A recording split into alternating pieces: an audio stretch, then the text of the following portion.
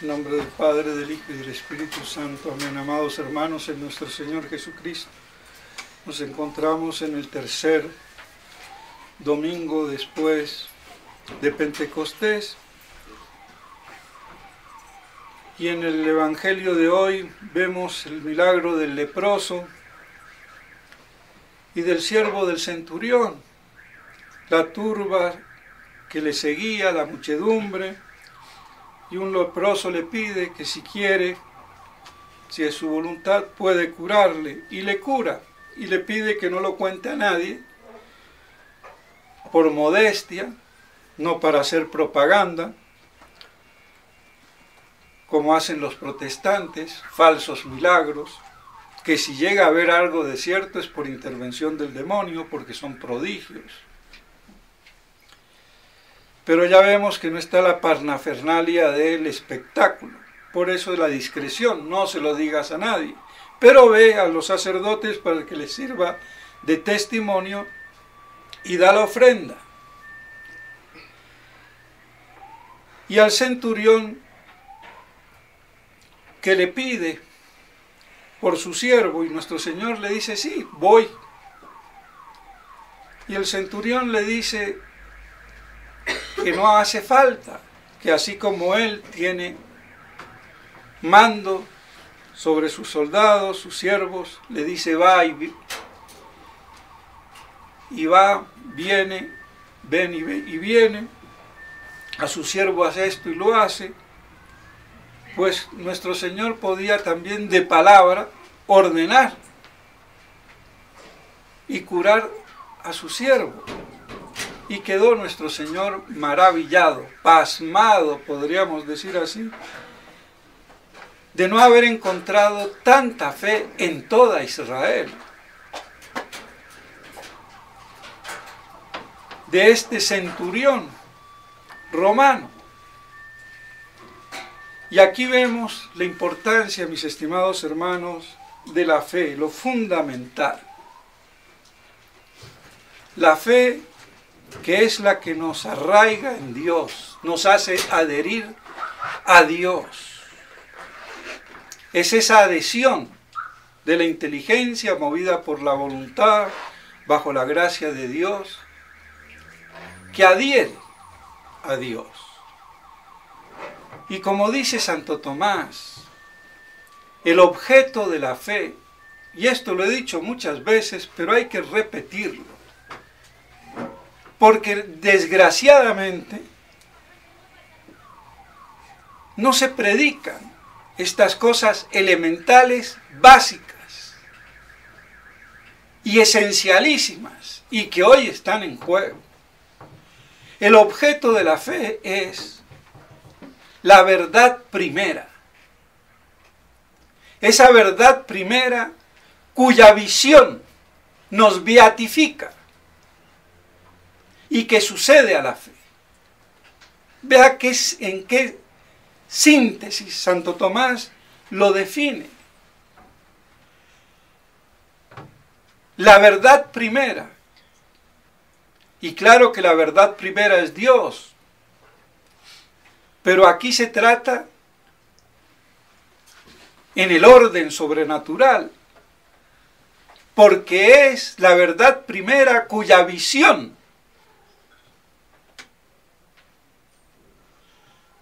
nos beatifica, nos hace beatos, es decir, eternamente felices, viendo que la esencia de Dios tal como Él es. Por eso la fe es de lo que no se ve, la fe es de aquellas cosas que se esperan, pero que no se ven. Por eso no es ciencia, que es de lo que se ve, sino que es superior a la ciencia.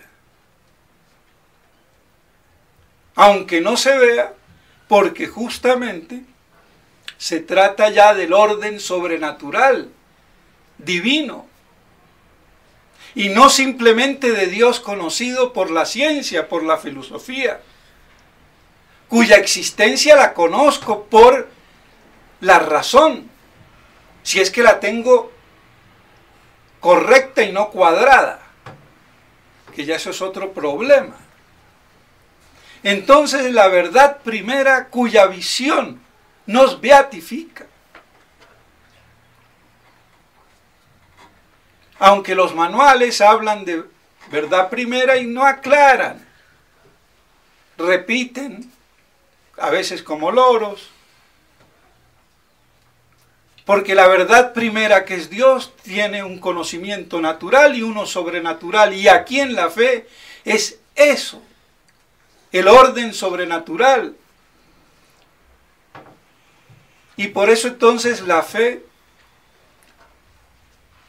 también nos dice Santo Tomás, citando a Dionisio, que es la simple y siempre verdad existente.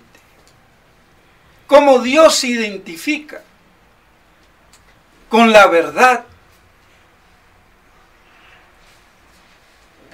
Y la caridad no es más que la verdad. Por eso Dios es caridad. Pero no hay caridad sin verdad. Hablar de caridad sin verdad es pura filantropía judeo-masónica o de Cruz Roja.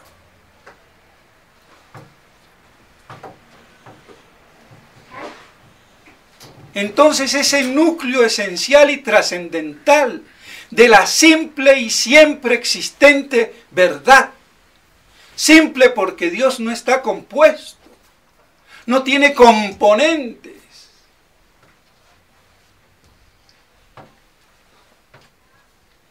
Por eso simple y siempre existente verdad.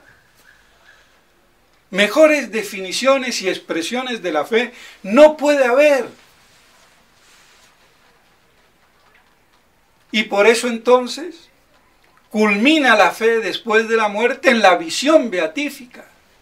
Por eso sucede a la fe, porque la fe desaparece para ya poseer en la visión beatífica el conocimiento de lo que Dios es, como plenitud de ser. Si contempláramos más estas cosas, ahondaríamos más en la fe.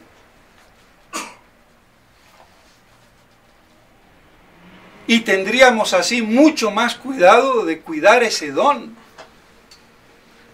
La gente se escandaliza por las barbaridades que hace Francisquito. Pero nadie chilla cuando niega la Trinidad, que es mucho peor.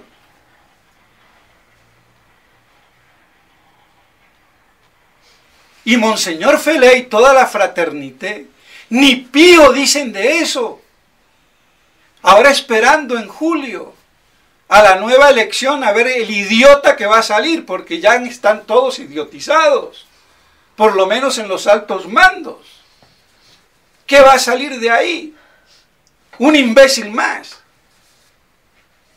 Y ojalá me equivoque y salga alguien, por lo menos, con pundonor. Y rectifique todo este desmadre feliliano-smithbergeriano, o sea, toda la trayectoria de Smithberger y Felé.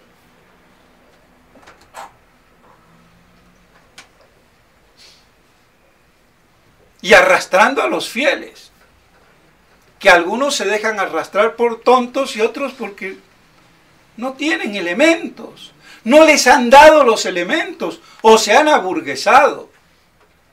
Quieren ya una tradición que no incomode, que no me ponga en contra de nada ni de nadie. Y así tengo amigos por todos lados. Como el benemérito sea de paso Alejandro Ordóñez. Y bueno, ¿qué vamos a hacer? Y lo nombro porque él era quizás uno de los más firmes, fieles. ¿Y en qué termina? Por politiquero barato. Se ha prostituido como una vil ramera. No hay nada que hacer y que le duela. A ver si eso lo sacude. Pero él creía que teniéndome a mí aquí le iba a sacar gratis. Pues no. Así de claro. Y será imbécil de haberlo pensado. Aguántese. Y así pues, entonces, mis estimados hermanos, la fe es de orden trascendental, relacionado con la verdad primera, y la verdad primera en el orden de la fe es Dios uno y trino, cuya visión, contemplación, nos hace beatos, dichosos por toda la eternidad.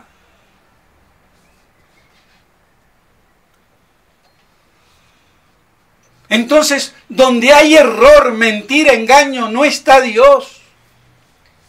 Por eso la iglesia es infalible. Aunque los hombres de iglesia son falibles, hasta el Papa, salvo cuando habla es cátedra. Y aquí que todos los imbéciles que malinterpretan, volviéndose papólatras, la infalibilidad de la iglesia y la que tiene el Papa él solo, sin necesidad del resto de los hombres de iglesia, los obispos, es infalible cuando habla es cátedra, porque sigue siendo un simple mortal que se equivoca y puede defeccionar en la fe.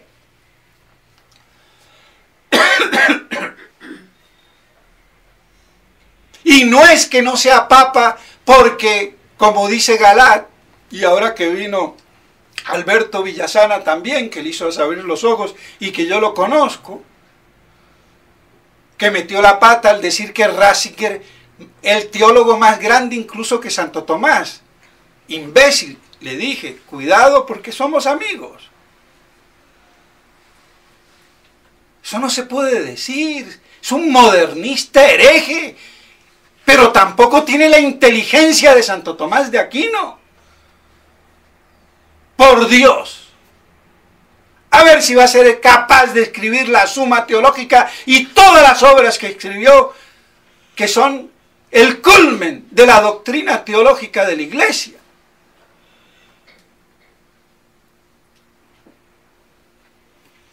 Pero creyendo de que no es papa porque a Benedicto XVI, igual de hereje que este, pero no tan descarado. Hay chicas malas más descaradas y otras que parecen monjitas, pero igual de bandidas son las dos, y más peligrosa la que va de santita. ¡Ojo! Que con esas se enredan los curitas. Nos podemos enredar, y sí, hay que tenerlo claro. Entonces, no es que porque lo obligaron a renunciar, ya es inválido este. Es que aunque no lo hubieran obligado y hubiera renunciado de propia voluntad, son herejes. Y la cabeza de la iglesia visible no puede ser un hereje, así de claro. Y no como dicen imbécilmente los padres de Abrillés, supuestamente los dominicos, sabios, más bruto que una cabra. Ah, no, yo no puedo confirmar ni tener la evidencia de que Francisquito es hereje. Sí, sospechoso de herejía, tu abuela. ¿Cuál sospechoso? Hereje puro y duro. No cree en la Trinidad, no cree en el Dios católico. No cree en la verdad primera. Cree en un Dios. Que hasta los paganos creen en Dios. ¿Pero en qué Dios creen? Los budistas o los judíos o los musulmanes creen en Dios. Los budistas no tanto porque no tienen el concepto de la divinidad. Pero bueno, no voy a entrar ahí. de un Dios personal.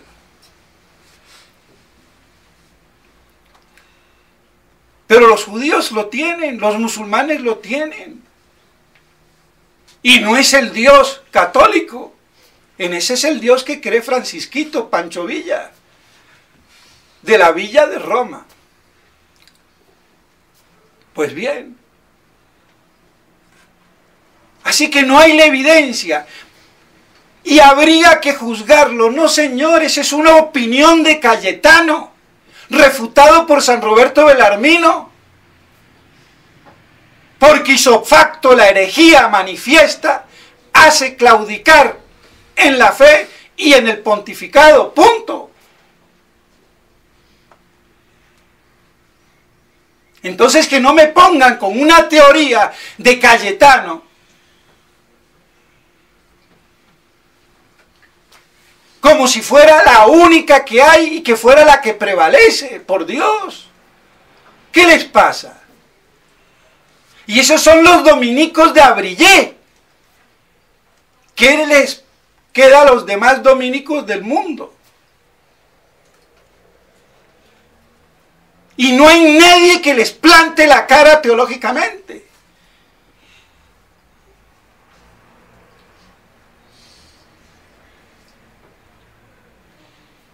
Entonces, vemos que es claro, hay una contradicción, hay un problema de fe.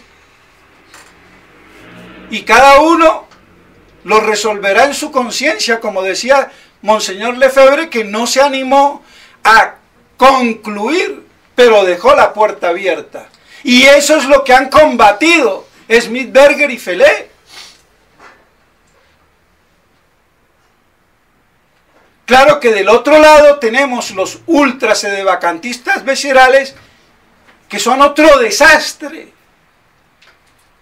Porque el Papa no se puede equivocar, creen igual que estos, que el Papa es la infalibilidad hecha persona. No han entendido lo que es. Y así a todos los que no piensan como ellos, pues los tildan de herejes. Eso es lo que le pasa al blog de Amor a la Verdad, por ejemplo, o de Foro Católico. Y a ver que salgan dando el nombre, porque el de Foro Católico, bien escondidito que lo tiene. Y discutamos.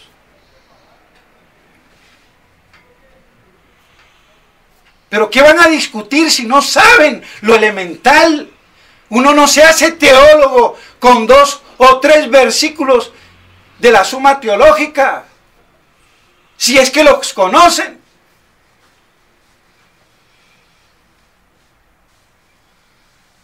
Porque muchos lo que leen son comentaristas, que han incluso tergiversado la doctrina del gran maestro Santo Tomás de Aquino, como es el caso de Cayetano, de Báñez, de Juan de Santo Tomás. ¿Qué pasa? Por discutir con los antitomistas, pero tomando el lenguaje y los conceptos de los otros, terminaron desvirtuando las enseñanzas de Santo Tomás de Aquino.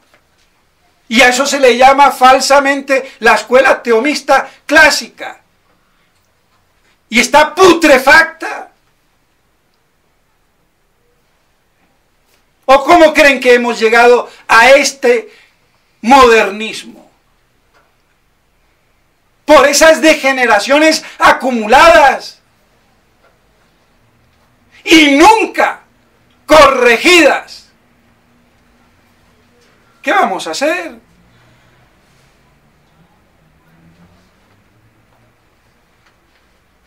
Entonces es manifiesto que si yo niego el Dios católico, estoy negando el Dios trino, Padre, Hijo y Espíritu Santo. Eso que Santo Tomás me está diciendo, que es el objeto de la fe, cuya visión nos hará beatos, beatíficos. Y por eso es entonces la siempre y simple existente verdad, Dios, ego sum qui sum, yo soy el que soy.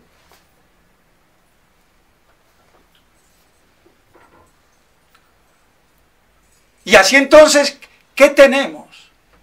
La verdad como objeto teologal de la fe.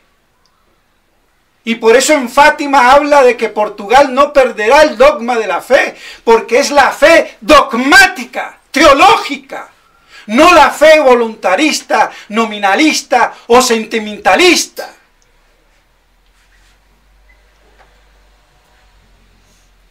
O como la de los protestantes, esa fiducia sentimental, voluntarista. Y su relación con la devoción moderna. Por eso entonces podemos decir, o tenemos la fe dogmática, doctrinal, de la cual menciona la Santísima Virgen en Fátima, o tenemos la fe fideísta, sentimentalista, voluntarista, nominalista, que cuajó en la devoción moderna, de la que de ahí deriva el protestantismo. Y de ahí como su flor el Kempis. Lo lamento. El Kempis me propone esa fe nominalista, voluntarista, que después cuajó en el protestantismo. ¿Por qué? Porque no. ¿Para qué quiero yo el conocimiento de las cosas de la Trinidad de Dios? Me basta mejor rezarle. ¿Y a quién le rezo, pedazo de imbécil, si no conozco de algún modo? Si le rezo al Dios de Abraham, Isaac y Jacob, o al Buda, o al Tutankamón. Por Dios. Y es muy doloroso. Pero eso es el Kempis. Pero como ya se metió hasta en la manera de predicar, es que si yo no predico de manera afectuosa, voluntarista, sentimentalista, bonito, puro color rosa,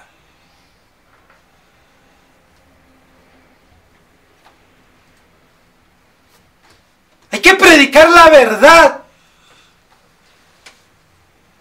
Y predicando la verdad es que se mueve el afecto y la voluntad. Entonces ahí se crece. Pero no hay voluntad sin inteligencia.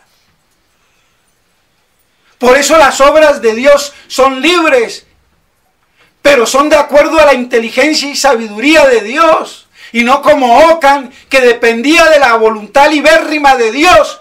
Y así Dios me podía hacer adorar una burra y yo no peco, si me lo manda. Eso es una herejía, una blasfemia, que ya antecedentemente Santo Tomás había condenado.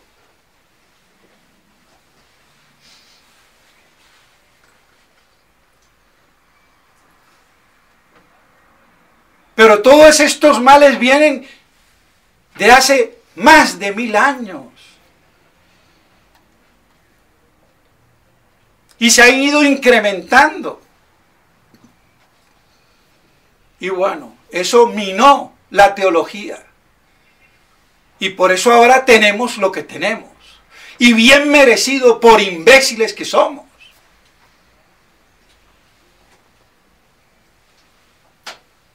Por eso la importancia entonces de la verdad y de tener esa fe teologal, dogmática y no sentimental a lo Kempis,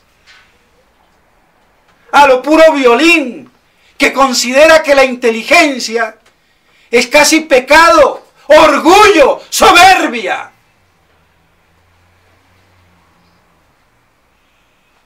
¿Cómo así?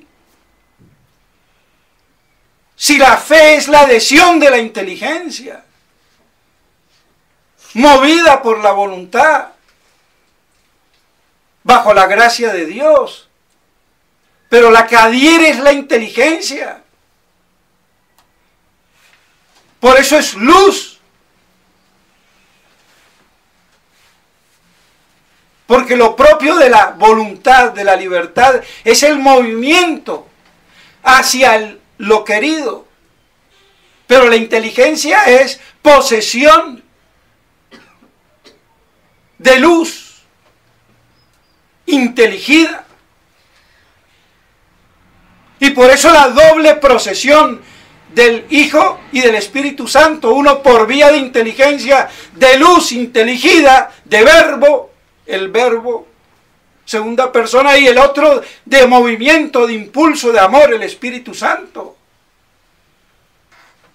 Pero ni hablemos de Trinidad, de la cual, dicho sea de paso, los sacerdotes ni hablan porque se enredan. Pero ¿cómo no se van a enredar?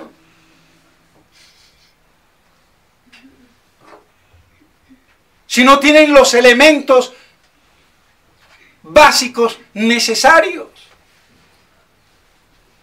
Entonces toda la pastoral que se vuelve afección, sentimentalismo, y así la sarta de curas maricones, perdónenme, con sonrisita de yo no fui, y hablando pasito, mis estimados hermanos, como un tal que no lo voy a nombrar, porque se me da, la tripa se me revuelve. Oiga, pero esa manera mariconada de hablar, eso es predicar.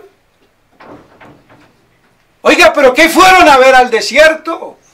A una niña principesca, vestida con seda de palacete. No, un hombre curtido y rudo, San Juan Bautista en el desierto. Es que han mariconeado la iglesia, perdónenme la expresión. Lo único que falta es que gobiernen las monjas bigotudas. Es lo único que falta.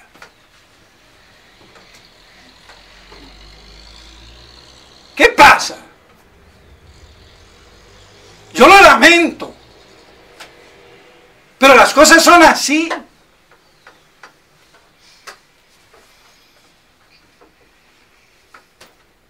¿Cómo es que se ha invadido la iglesia de pedrastas homosexuales? ¿Cómo eso es posible? Por la corrupción interna y el ideal de santidad. Creían que ser santos era ser mojigatos, afeminaditos. Y eso es lo que quiere la gente. Yo lo lamento, conmigo no va así la cosa.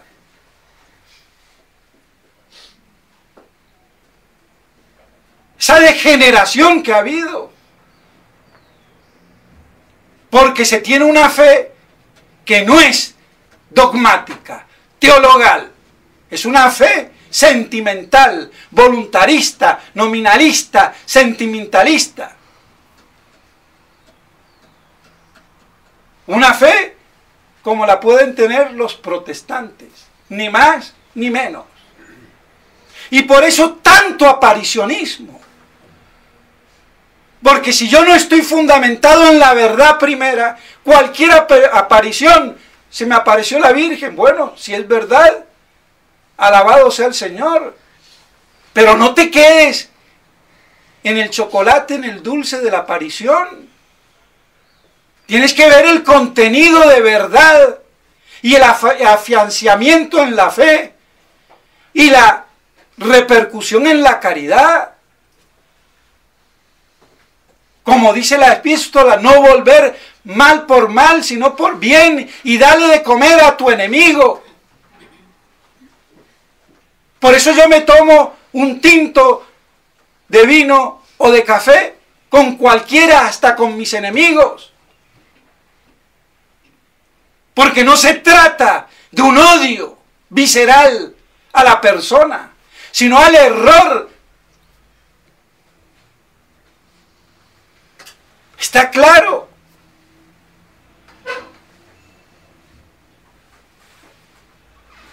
Entonces, por eso, mis estimados hermanos, vemos el provecho que se pueden sacar de las Escrituras.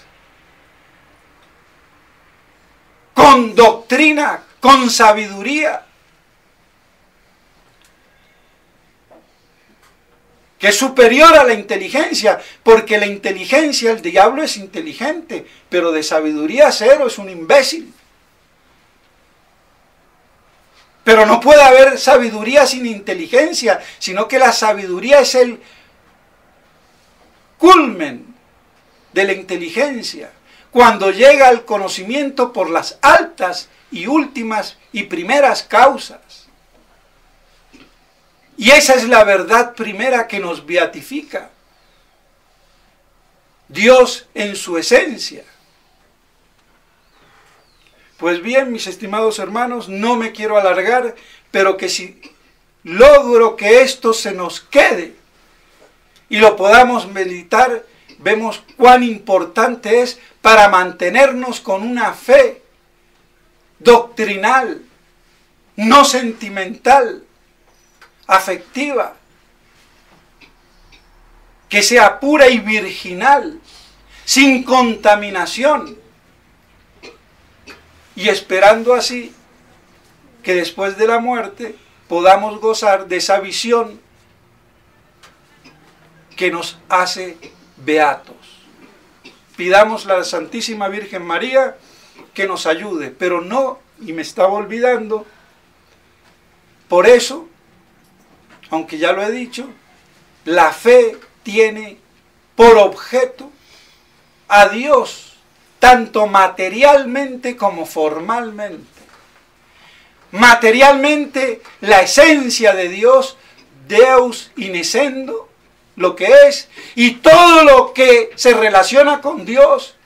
Por eso el objeto primario, Dios en sí, y el secundario de todo lo otro, criaturas que está en relación con Dios. Y como objeto formal, el medio por el que se conoce, que es Dios revelante por su palabra. Creo en la palabra de Dios porque Él lo dice y no puede mentir. Y para tener yo fe, entonces, la tengo por la condición sine qua non, sin la cual no hay fe, que es la Iglesia, que es la depositaria de esa revelación. Entonces, la fe tiene por objeto a Dios, bajo un objeto material que es lo conocido, lo que se conoce de Dios, y lo formal que es la luz bajo la cual yo conozco lo conocido, valga la redundancia, que es la palabra de Dios. En definitiva, el Verbo hecho carne que se revela, manifestándonos al Padre. Pues bien, que estas cosas nos ayuden para que así, con una fe pura y virginal, nos mantengamos de pie en esta apostasía. Que si no se denuncia, que si no se combate, porque la omisión es grave y pecaminosa, y ese es el pecado de la fraternité, se peca igual por comisión que por omisión, cuando la fe está en juego. Y por eso hay que profesarla públicamente. Y para eso hemos sido soldados de Cristo confirmados. Para públicamente defender la fe y la Iglesia de sus enemigos.